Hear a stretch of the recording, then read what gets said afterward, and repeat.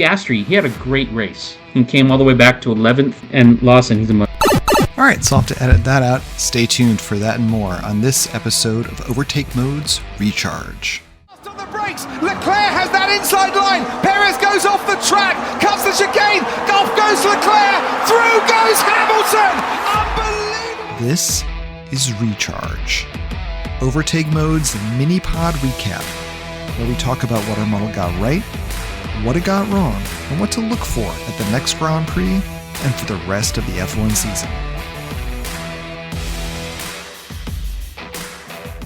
All right, welcome to this week's episode of Recharge, where we break down how the model did. We will follow our usual format, which is to talk about major takeaways, then we'll talk about the model performance, and then we will look ahead the next race weekend.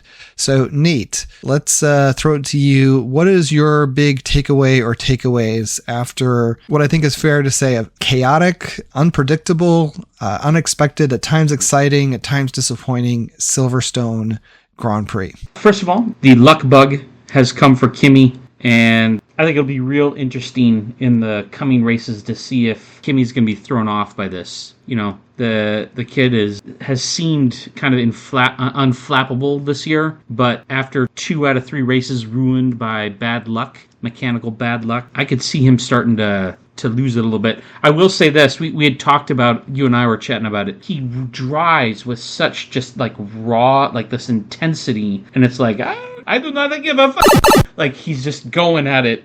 And I wonder if how much is his driving maybe knocking something loose or whatever. I don't know. But that was unexpected, but very exciting. And then second, Piastri, he had a great race. He had to pit really early, and he was like 19th or something, and came all the way back to 11th.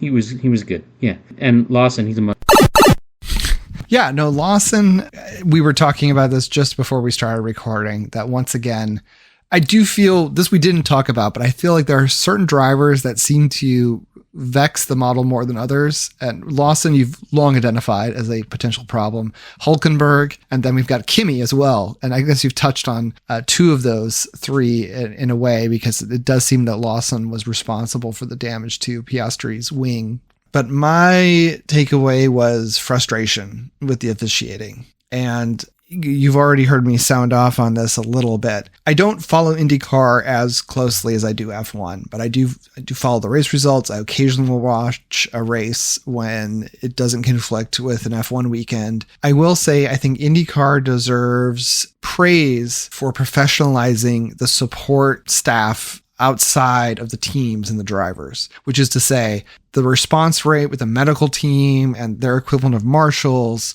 is far superior to anything you'll ever see on an F1 track. And then they have professional stewards as well, and people who head the steward bodies from race to race to race. And this is not unique to me at all, but it is a point that I've heard made many times that I agree with, which is the FIA need professional stewards. The way it's structured now is that old drivers get invited, or sometimes people who maybe have the right connections to MBS. We should have clarified that MBS stands for Mohammed bin Sulayem, the current president of the FIA and resident creepster of the paddock. Get a chance to be in the steward seat for a weekend. And so you have a lot of inconsistent calls. So that's one thing. And I just don't think it's good for any sporting event.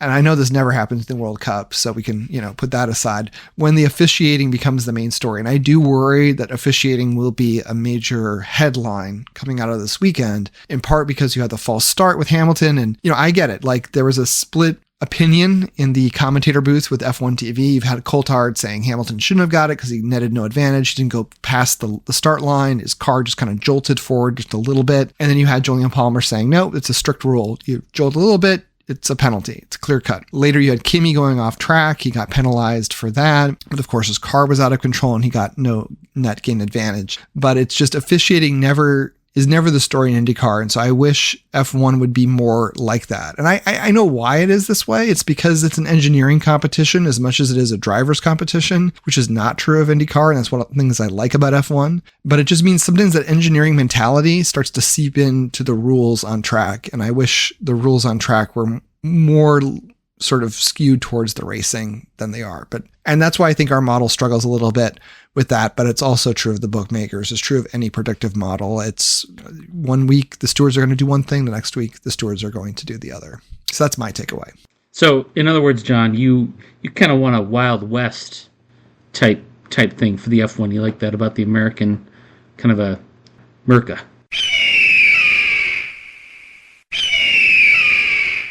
I know I want F1 cars to fly off track more and into the crowd. I thought to myself many times that's the one thing missing, really. I mean, they never hit the crowd. It just, they give them a bit of a scare. I agree. I agree with you on the professional stewards and stuff like that. I mean, it's just why that hasn't happened. I think I remember you telling me that they weren't professional, and me going, what? Like, how can you not have professional stewards or professionals implementing rules? As for the model and the steward thing, I don't think that affects the model so much. It's in one or two places. It's the damn reliability. Let's dig into the model then a little bit. So my sense is it didn't go quite as well as last weekend, but how did the model do this race weekend? At one point, it was going not as well as last weekend, but almost as well. And then Hülkenberg happened, and then Verstappen, Antonelli. And just so you know, what we have for our accuracy numbers, we're at a 4, I think, post-race and 5.2 pre-race, but post-race or post-quali, that's a little off because I don't have Antonelli and Sainz penalties factored in, so that will, of course, correct that for back testing purposes, but I don't have that. So for the post-quali, Verstappen and Hülkenberg were the big ones. Pre-race, Lindblad. Okay, I have to be honest, I've dug into this numerous times. I still cannot figure out 100% why we hate Lindblad. It's got to be the rookie thing. That's interesting. Bortoletto, Lindblad outperformed our model, and then Verstappen went way down. It should be said that, like, Piastri, Hülkenberg, like, all these guys were supposed to be ahead of Bortoletto. Yeah, but we got Norris right, Russell, Hamilton. I mean, we did pretty well. I'm okay with it. Yeah, and in terms of the bookmakers, which I've been tracking, and this week we did pull numbers from post-quali as well, so we can compare like with like as part of our new sort of tracking and feature week in and week out. And, we did, this is not going to surprise you, we lost to the bookmakers both pre and post quali, although the difference between the two was pretty marginal in terms of post quali. Once again, our post qualifying model is pretty darn on the mark. That said, one of the other things I've been doing is scrubbing out the DNFs just to see what happens when you take out the DNFs. What do we look like? And we do actually beat the bookmakers when you take out the DNFs for post quali predictions. And again, it's marginal, so if I'm going to say we shouldn't penalize ourselves too much for losing to them, but we do have an edge by about 0.3 in terms of place finishes. So that suggests that, the post-qualifying model is doing its job, and there are limits, whether it's the bookmakers or us, to being able to predict DNFs and other things that happen on track. So the real question is, when you take those DNFs out, what's your performance like? And our performance remains really consistent with that post-qualifying model. And in terms of the pre-qualifying, it's certainly not doing poorly, but it's just underperforming compared to the aggregate of bookmakers. And even then, it's not like a massive deficit. We're looking at 0.4 this week, and other weeks it's been much narrower. So looking ahead to Spa, which is always an exciting and unpredictable race given the microclimate, what are you looking forward to the next race weekend, which we do have a break this upcoming weekend, but it's not that long. We'll be back the week after, but is there anything in particular you're looking forward to when it comes to that next race? Well, yeah, I am looking for Silverstone. It was kind of disappointing that there was no wet weather. I always kind of enjoy seeing Hamilton race at Silverstone with that. But yeah, what am I looking forward to? I'm looking forward to the continued surge of Ferrari, and I'm looking for Red Bull to see what they can do at some point here. And correct me if I'm wrong, John, but are we getting the Aston Martin stuff? Are they getting their new car? I don't know if it's at Belgium or if it's in Hungary. But even then, they've said the B spec car is still going to be terrible, which is great. Alonso's going to quit. I think he's not going to go through this past the summer. I don't have a whole lot of knowledge of Spa track specifics other than that it always seems to rain. So look for your wet weather warriors, Hamilton, Verstappen, Hulkenberg, apparently, to really come through. That's what I'm looking forward to. Weather. Yeah, I think the same. I mean, it'll be interesting to see how the model fares with what is usually a predictably wet track, at least at some point, whether it's qualifying or the race itself. Watch this now. It'll be unprecedented clear skies and heat or something crazy like that, given the weather Europe has been seeing in recent weeks. But yeah, exactly. I mean, the folks you mentioned are all great weather drivers, followed by, British drivers in general, Lando.